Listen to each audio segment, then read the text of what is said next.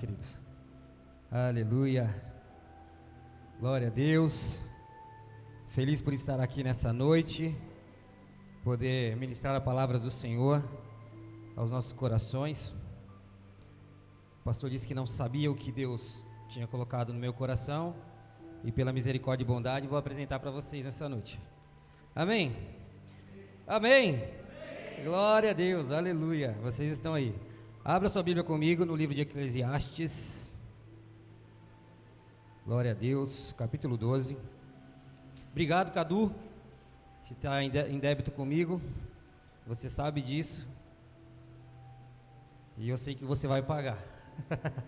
A gente tem uma brincadeira interna que o Cadu me fez pregar numa Santa Ceia que eu não esperava, e aí ele foi falar com a pastora para me colocar para pregar, e eu falei, olha, Cadu, que armação a sua. Aí eu falei, então tá bom, mas na próxima vez você vai orar para mim antes de eu pregar. E ele está fugindo, já faz um ano isso aí. Faz um ano que ele está fugindo. Mas vai chegar o tempo certo. Amém? Eclesiastes 12, a gente já orou, a gente já louvou. E agora eu sei que o Espírito Santo de Deus quer falar ao nosso coração. 12, versículo 13.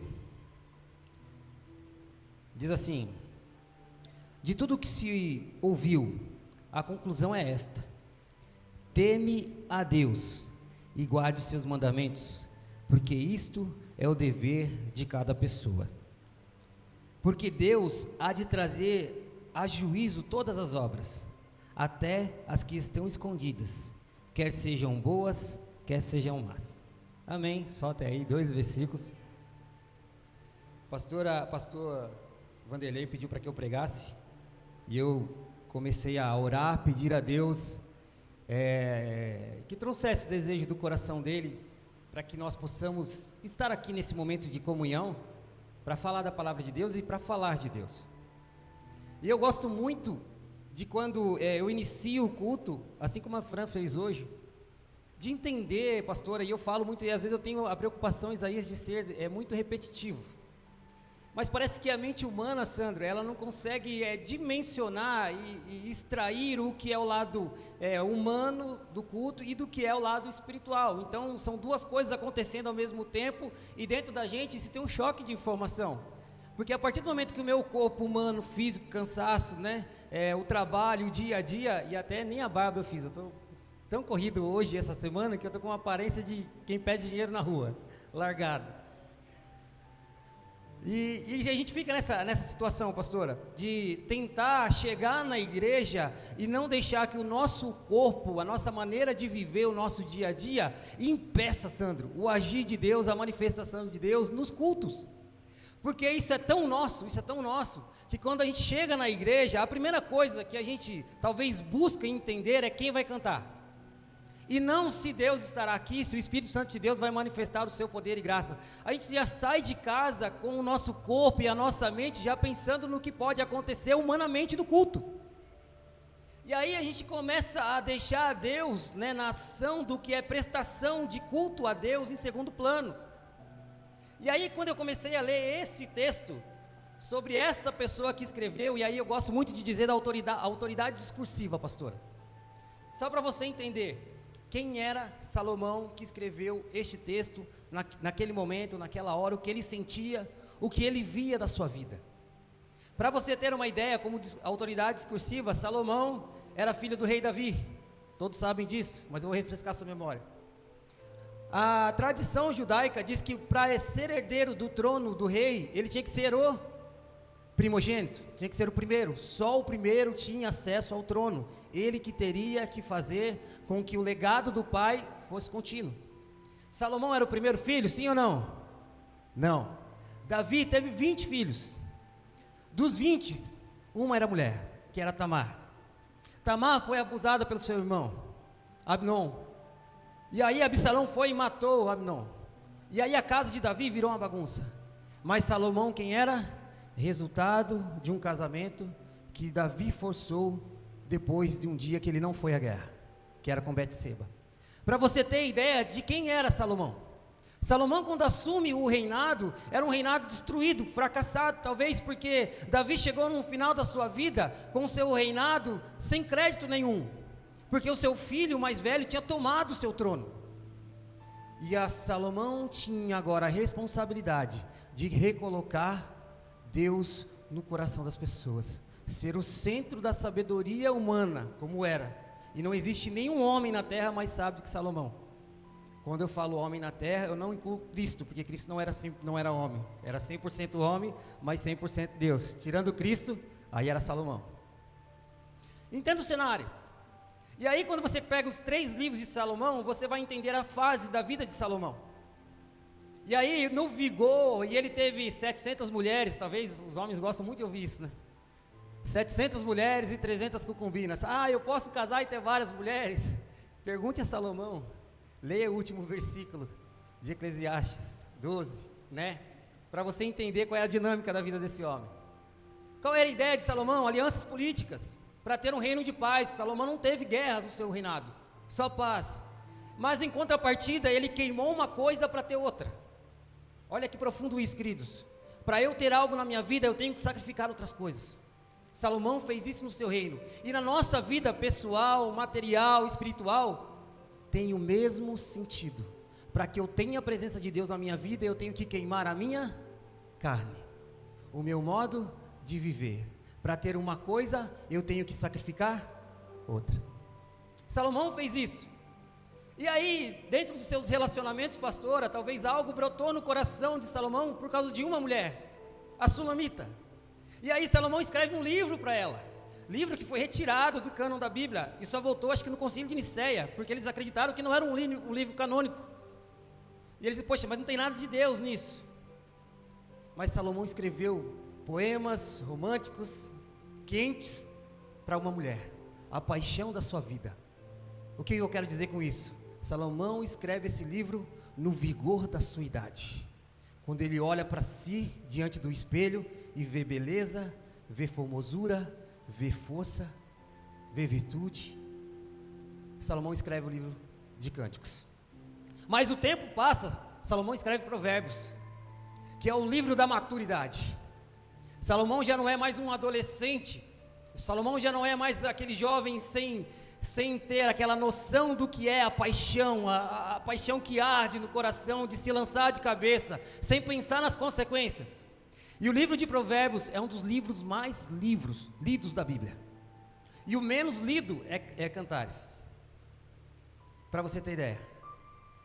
Salomão fala da maturidade. E se você quer ter prudência nas suas atitudes, nas suas ações, comece a aplicar os ensinamentos de Salomão na sua vida.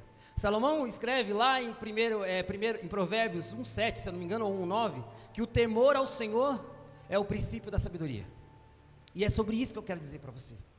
Quando eu li aqui, 12:13, de tudo o que se ouviu, a conclusão é esta. Nós estamos em Eclesiastes.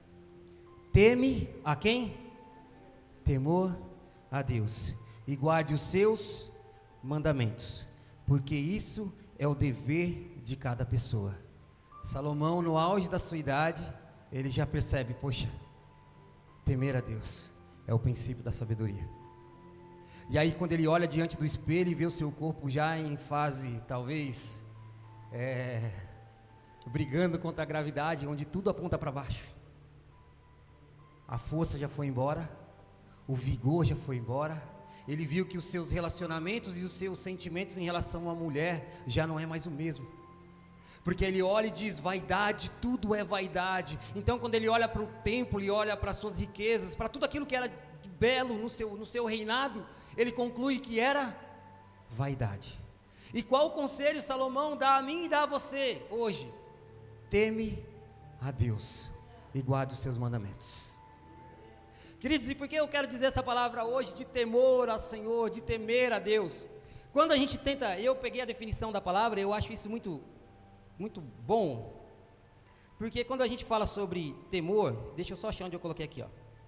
Definição de temor: falta de tranquilidade, sensação e ameaça, susto. Aí a segunda definição que eu acho a mais importante para nós: sentimento de profundo respeito e obediência. Deus não quer olhar para nós e impor medo sobre a gente. Deus não quer que nós tenhamos medo dele. Deus quer que nós tenhamos temor dele. Aí você pode estar se perguntando, poxa Tiago, mas qual a diferença? Porque o temor, o medo, ele nos leva para longe. O medo da situação nos faz refugar das nossas ações, mas o temor nos faz respeitar e entender aquilo que Deus quer para as nossas vidas. Vou te dar um exemplo prático disso na Bíblia. Quando Deus resolve falar ao povo lá em Êxodo 19, o povo fica com medo de Deus. E aí o povo chama Moisés e fala, Moisés, vamos fazer o seguinte, não vamos mexer com Deus não. Fala você com Deus e a gente fica aqui embaixo. Moisés teve medo ou teve temor? Moisés teve temor. O povo teve medo. Moisés sobe e fica 40 dias no monte. 40 dias. Sumiu o homem. No cume do monte, com ninguém mais e ninguém menos que Deus. Agora, imagine a cabeça do povo lá embaixo. Poxa, Moisés não vem, Moisés não vem, Moisés não vem. E a Bíblia diz que, passados 40 dias, Moisés não aparecia. Talvez Moisés desmaiou e acordou, tremeu. Isso era diante de Deus, só Moisés vai poder falar isso para a gente na glória. Mas o povo pede para fazer um bezerro, porque o povo sempre, pastora, sempre, se você olhar todos os registros bíblicos lá no Antigo Testamento, eles precisavam de algo palpável para acreditar em Deus. Talvez a ideia do povo não era criar um bezerro como se fosse algo que fosse outro Deus, mas como se fosse alguém que representasse Deus como criatura. Fica difícil a gente dizer isso, porque Deus repetidamente diz para não criar imagens de esculturas, e deixa isso bem claro para o povo. E aí Arão vai lá e faz esse bezerro de ouro. Só que o que o povo talvez queria era alguém que fosse adiante dele, à frente deles, que substituísse Deus, não como um outro Deus, mas como um representante de Deus. Então o povo vai lá, constrói o bezerro de ouro e começa a adorar. E aí Deus fala para Moisés, Moisés, agora é hora de descer. Que eu quero que você entenda nisso.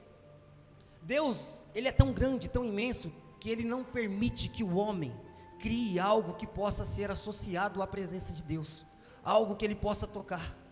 Deus é imenso e poderoso.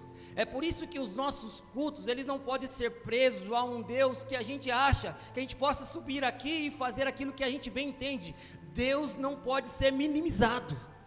Deus não, imagina, eu fico imaginando alguém cheio de vícios, fumando e bebe, fazendo uma imagem de Deus, um escultor, um artista, dizendo, não, isso aqui é um Deus, vou começar a formar esse Deus. Eu pego barro, eu pego mármore, eu pego qualquer outra coisa. Imagine um homem que talvez tenha visto Deus no passado e trouxe uma imagem de Deus. Imagine Deus sendo minimizado, Deus se tornando em forma de algo que o homem possa tocar. Deus é grande e poderoso. Deus não se permitiu ser reduzido a figura nenhuma na terra, para que o povo dele entenda que ele não quer habitar em coisa, ele quer habitar em pessoas, aleluia. Por isso que nós somos templo do Espírito Santo. E o templo do Espírito Santo, ele não é algo que possa ser locado por Deus. Deus não loca templo, Deus compra templo. Ei, olhe para a pessoa que está do seu lado, diga para ela, Deus não aluga templo, Deus compra templo. Eu não sei se você sabia, mas você foi comprado. Queridos, nós somos templos de Deus. É por isso que no nosso coração, nós temos que entender que o nosso Deus poderoso e grande, não quer que nós tenhamos dele medo, mas temor, aleluia. É por isso que todo culto, quando nós entendemos a dimensão do Espírito Santo, daquilo que Deus é em nossas vidas, nós começamos a andar de acordo com a vontade de Deus, e Deus começa a manifestar intimidade em nossas vidas. Quando nós oramos, querido, e quando nós louvamos, não é para acariciar o ego ferido de Deus, não é. Não é porque Deus se sente abandonado e porque nós trocamos Deus pela internet ou pelo celular, não é. Deus não se faz pequeno quando nós não adoramos. Deus não se faz menor quando nós oramos. Deus continua sendo Deus, supremo, poderoso, Criador dos céus e da terra, o soberano Deus. Ele não muda porque o meu coração, hoje eu vou trocar Deus pelo meu futebol. Hoje eu vou trocar Deus pela minha minissérie ou por qualquer outra coisa. Deus não ficou menor. Mas o problema de quando nós abrimos mão dos nossos direitos de adorar e louvar o Senhor, não é Deus que se faz pequeno, é nós que nos tornamos distantes de Deus. Então não tem a ver com massagear o ego de Deus, tem a ver com aquilo que o Espírito Santo de Deus produz na nossa vida, quando nós de fato, de coração contrito e arrependido, a qual Deus não despreza, nos achegamos diante da presença de Deus, em louvor, em adoração. Tem a ver com proximidade. tem a ver com intimidade. É por isso que nós temos que temer a Deus. Por que as nossas igrejas estão tão distantes hoje daquilo que no passado nós víamos e enxergamos na palavra de Deus? Porque as igrejas hoje estão cheias do homem. Eu vi um pastor americano dizendo que ele foi convidado a um congresso a pregar, pastor, e ele chegou lá e todo mundo cantando, e o louvor era belo, era lindo, e ele ficou admirado com o talento das pessoas. Mas ele olhava na plateia, as pessoas comendo, saindo para comprar refrigerante, e outras com as mãos no bolso. E aí ele subiu à tribuna para pregar, e ninguém deu a ele crédito nenhum, e ele ficou por minutos de silêncio, esperando que as pessoas entendessem o que estava acontecendo. E aí ele disse que depois de 5 minutos, as pessoas pararam, olharam para ele e perguntaram: o que esse cara está fazendo? E aí ele começou a pregar. A presença de Deus, ela se revela nas nossas vidas de duas formas, queridos. Existe a presença que nos é contínua, que está conosco quando a gente está trabalhando, quando a gente está indo para o mercado, quando a gente está fazendo os nossos trabalhos, os nossos afazeres. Isso é a presença de Deus. Mas existe a presença de Deus que é manifesta. Existe a presença de Deus que ela se derrama sobre as nossas vidas.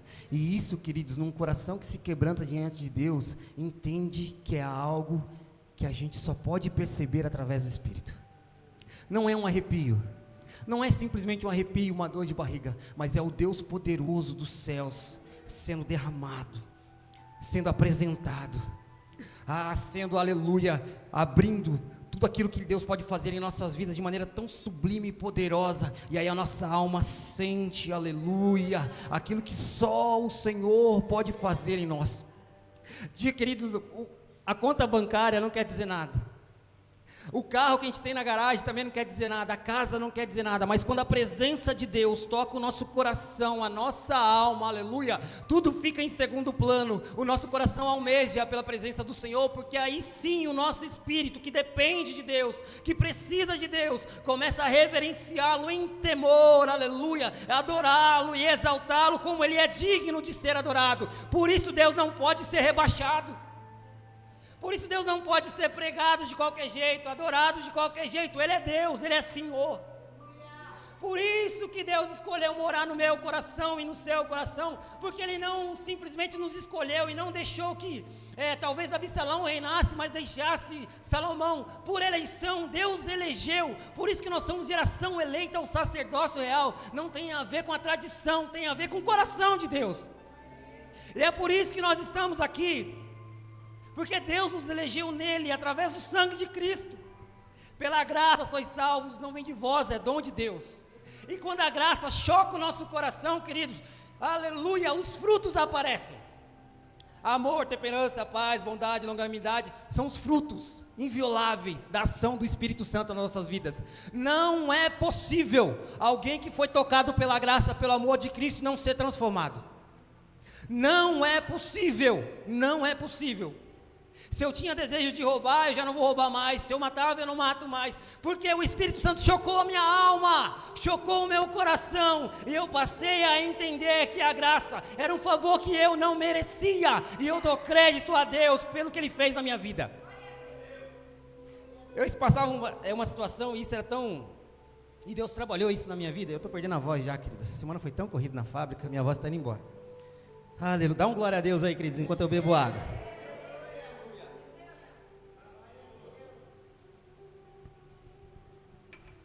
Aleluia. Talvez a minha esposa vai se lembrar disso. Lucas era pequeno, devia ter uns 4, 5 anos. Uma situação tão difícil, que a gente não tinha recurso, não tinha dinheiro, não tinha carro. A gente morava no fundo da casa do meu sogro. Graças a Deus que Deus tocou o coração do meu sogro para que a gente morasse lá. Abençoou a gente, nos abençoou. E o Lucas muito doente, eu não tinha como levar o Lucas no médico. E meu pai não estava, morava longe, não tinha como pegar o carro dele. E eu falei, poxa, eu vou ligar para um amigo. Liguei para o Ricardo, esse que veio ver o ar-condicionado aqui. Ricardo, estou com meu menino muito ruim, você não me empresta seu carro? E o Ricardo tinha um Fusca, queridos, acho que era 78, impecável. Para quem gosta de carro antigo, era lindo o carro dele. E ele falou, eu não estou com o meu carro aqui, minha esposa está usando ele, mas eu estou com o meu Fusca. Eu falei, poxa Deus, naquela hora eu falei, poxa, o carro de garagem, o pessoal não gosta, quem tem esse tipo de carro não gosta de emprestar, e ele me emprestou. Pra você ter ideia, eu não tinha dinheiro nem para pôr o combustível no carro. Eu falei, Ricardo, eu não tenho nem dinheiro para pôr combustível. Ele falou, não, pode levar. E aí, a partir daquele dia, eu entendi que o Ricardo me fez um favor que ele não tinha a necessidade de fazer.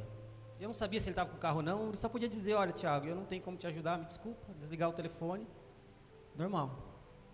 Mas ele deu aquilo que ele tinha de melhor. Eu estou te dando um exemplo terreno para você tentar entender a dimensão da graça. E a partir daquele dia, eu comecei a orar para o Ricardo de forma diferente. Porque eu entendi que através da bondade dele, ele fez algo por mim que eu não merecia. E eu entendi que eu tinha que cuidar daquele material, daquele bem material dele, do Fusca, como se fosse a coisa mais preciosa que eu tivesse. Entende? Algo de valor, algo estimável. E eu entendi que graça é algo que Deus nos deu de uma forma que nós temos que olhar para ela e não nos dá o direito de fazer aquilo que a gente quer, porque não veio encobrir o pecado, a graça. A graça não veio dizer assim, olha, o Tiago está pecando aqui, nós vamos cobrir o pecado. A graça, ela veio retirar o pecado do mundo. Ela tirou o pecado, a condenação que estava sobre nós, através do amor de Cristo Jesus. Isso é graça, queridos. Isso é graça. Quando eu entendo isso, eu começo a temer a Deus, a olhar a Deus de forma diferente. Manula, coloca para mim Salmos, acho que 25, 14, deixa eu ver se eu estou na página aqui, queridos. Aleluia, 25, 14, é isso mesmo. Olha que lindo isso. O segredo do Senhor, os segredos do Senhor. Quando você tem segredo, você conta para quem? Só para quem você confia e gosta. Os segredos do Senhor é com aqueles que e Ele lhes mostrará a sua aliança. Sabe o segredo de Deus? Ele vai contar para você. Olha como é lindo isso. Quer entender isso? Quando Davi tenta trazer a arca dos filisteus, quando eles colocam a arca sobre a carroça, puxada por bois, Davi, por esse intermédio, a arca ficou 20 anos na casa de Abinadab. Olha o que é temer a Deus. Abinadab ficou com a arca hospedada na sua casa durante 20 anos. O homem que tocou na arca era filho de Abinadab. Então aquele homem via a arca na sua casa e ele tinha medo da arca. Talvez não tinha um manual, Isaías, escrito, olha, não se aproxime da arca mais que 2 metros. Não toque na arca. Portanto, não sei lá, não tinha nada disso. Pegaram a arca e deixaram na casa dele, ficou 20 anos lá. 20 anos a arca ficou na casa desse homem, depois que saiu da terra dos filisteus. E aí um belo dia Davi falou assim, poxa, vamos pegar a arca e vamos trazer de volta para Jerusalém. Davi queria a presença de Deus consigo, no templo não, no tabernáculo, não tinha templo nessa época. Davi coloca do mesmo modo que os filisteus fizeram. Pegou a arca, colocou sobre a carroça e vamos levar. O filho de Abinadab, por um descuido, a arca balançou, os bois tropeçaram, diz a Bíblia, e ele, sem temer a Deus, estendeu a mão para segurar a arca, e ele foi fulminado. Talvez a gente tenha a conclusão de dizer, poxa, mas por que Deus fez isso com o homem, né? Foi na maior das boas intenções. Queridos, quando não se conhece a Deus, as decisões do ser humano são baseadas em si. Quando o homem teme a Deus, as suas decisões são baseadas naquilo que Deus quer para a sua vida. Então qualquer ação que o homem tenha que tomar em Deus, ainda que seja para ficar parado no meio do furacão, fique parado. Se Deus não mandou você fazer nada, não faça nada. Mas se Deus mandou você andar, você ande. A nossa postura diante de Deus, muitas pessoas vão olhar para a gente e dizer assim, foi sorte. Não existe sorte diante de Deus, existe postura, determinação. Eu estou aqui e eu sei que o meu Redentor vive, e Ele se levantará.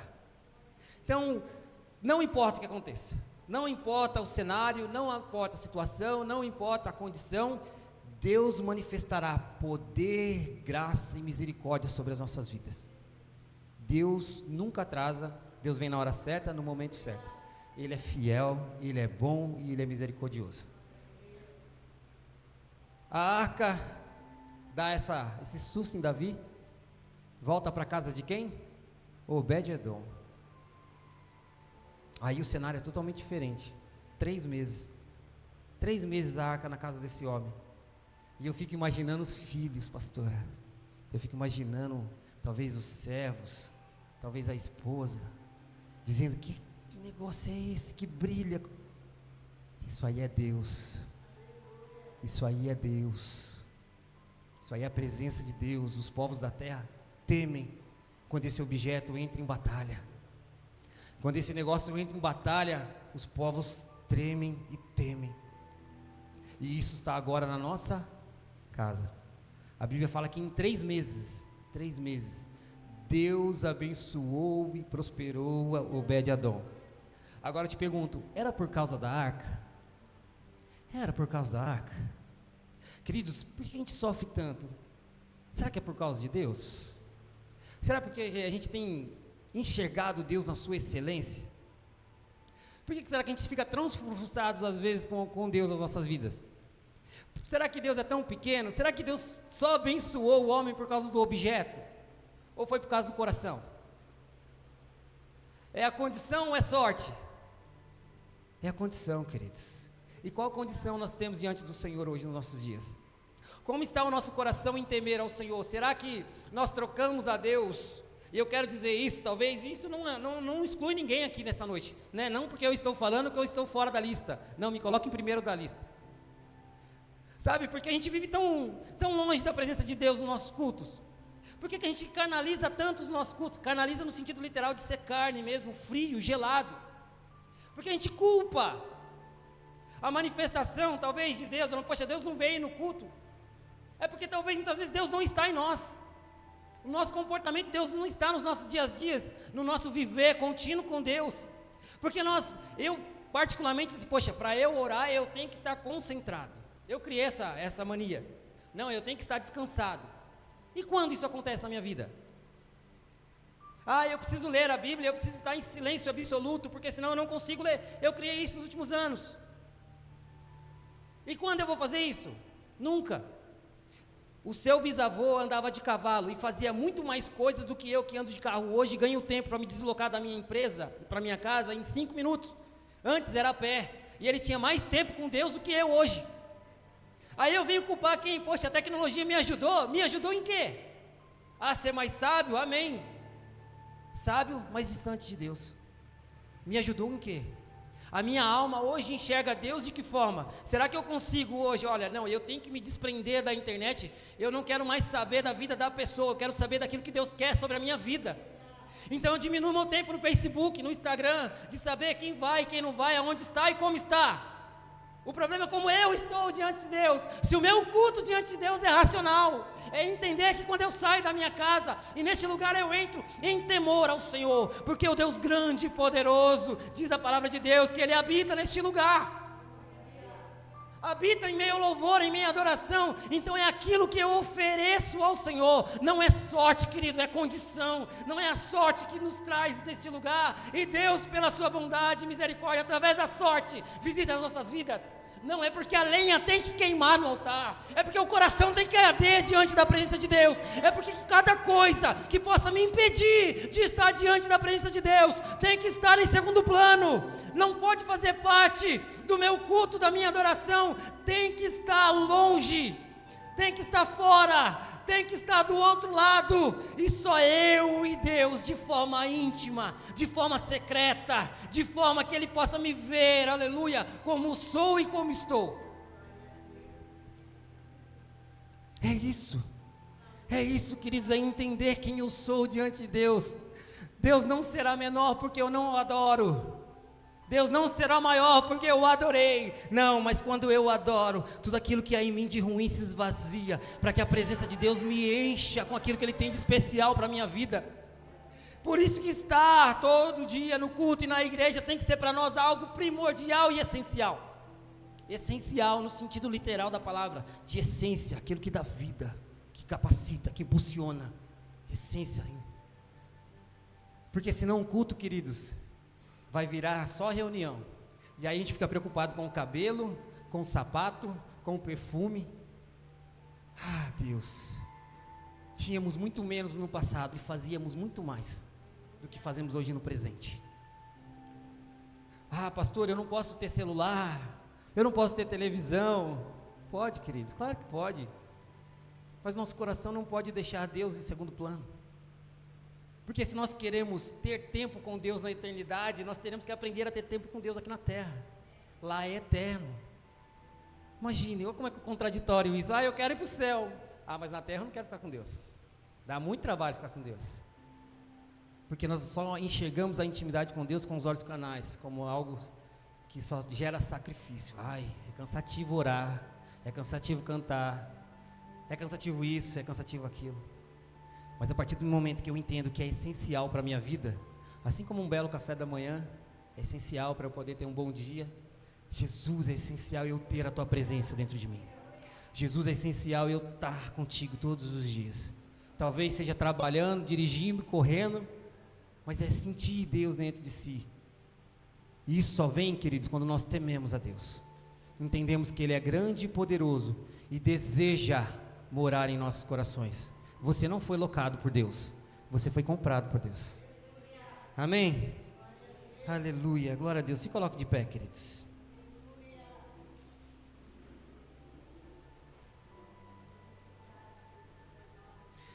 Atos 19, para você achar que está acabando.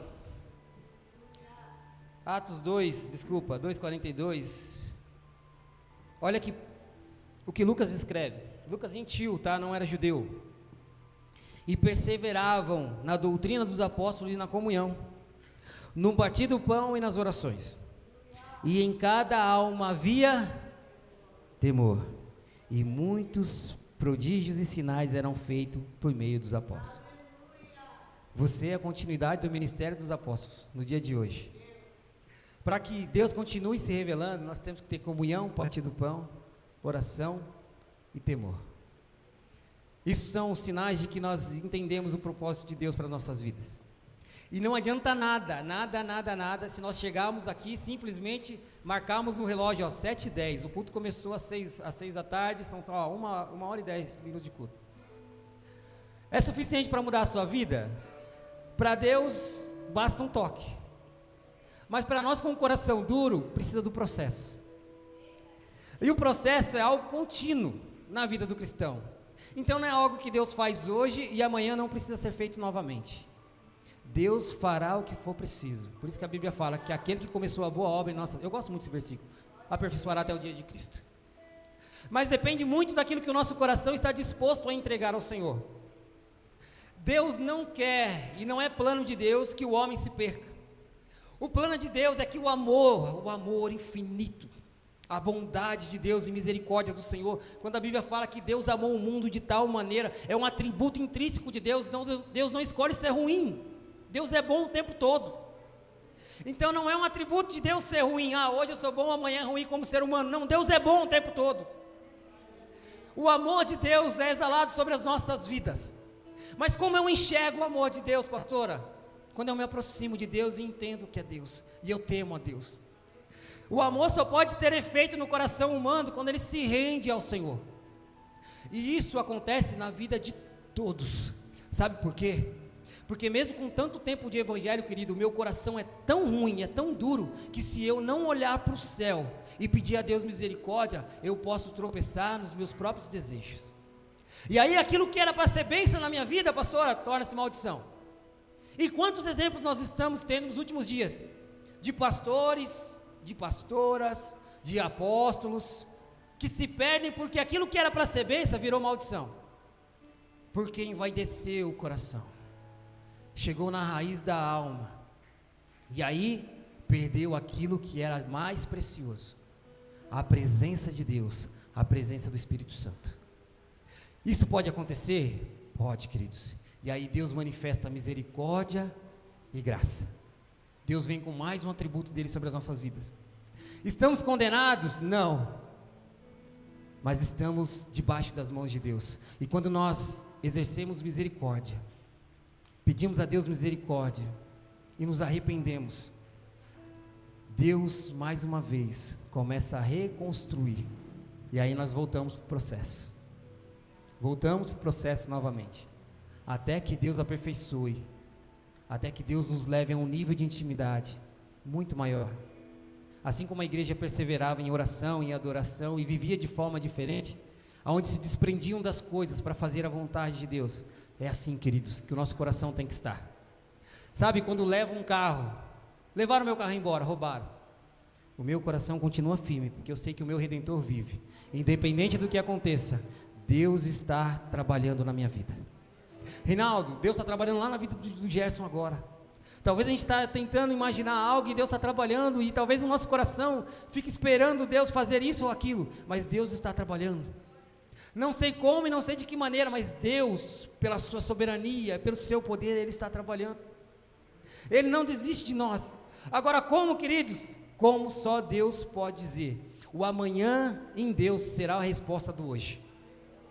Então não se preocupe, Deus irá responder. Se não respondeu agora, Ele vai responder amanhã. Mas você vai entender e não vai restar dúvidas. Que Deus fez o que tinha que ser feito da melhor maneira possível. Deus não se atrasa. O amanhã terá a resposta do hoje. Amém? Feche teus olhos, Jesus.